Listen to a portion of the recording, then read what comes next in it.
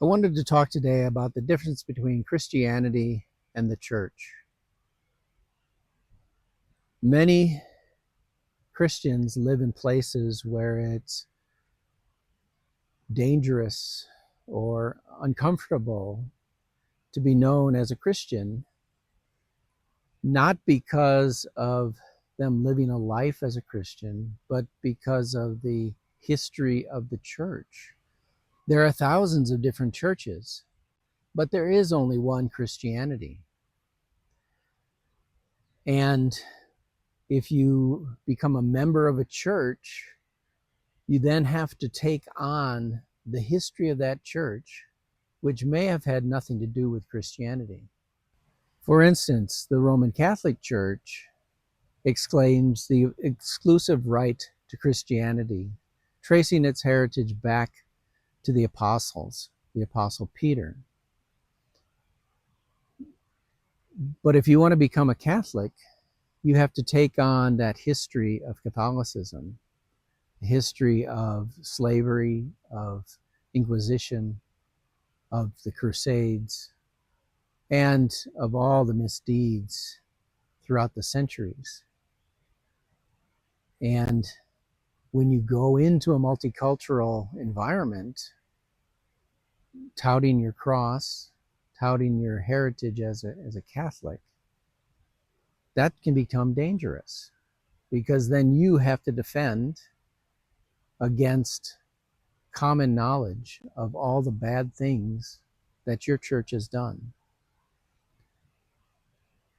So living as a Christian in, for instance, a Muslim populated country like Pakistan or other Middle Eastern countries can be very difficult if you outwardly show that you belong to a church who has oppressed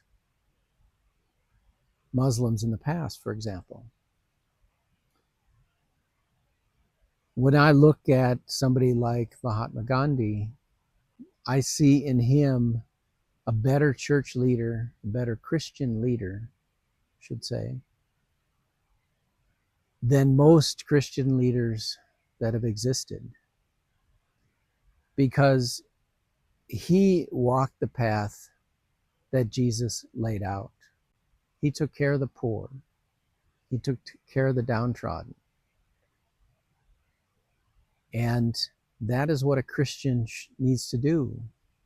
A true Christian walks the path that Jesus laid out, loving our enemies, loving our neighbors, caring for the sick, caring for the poor, and not taking advantage of other people. Because we know the only unforgivable sin is the oppression of another spirit. It's a sin against the spirit. And that is oppression. It's slavery. It's indoctrination. And this is what the churches have been guilty of throughout the centuries. So for those not just living in dangerous places, but really everywhere, if you really think you're a Christian, you don't need to say it. You just need to show it. You just need to live the life that Jesus laid out and be caring and loving. And that doesn't mean letting everybody do anything they want to you. True divine love has force to it. Why do you think God created Michael and his legion of angels? They enforce the law in heaven. And so loving somebody doesn't mean letting them break the laws. And that exists on earth also. So love is not weakness. Love is caring for people in a long-term relationship and making sure that they don't hurt themselves. That is Christianity.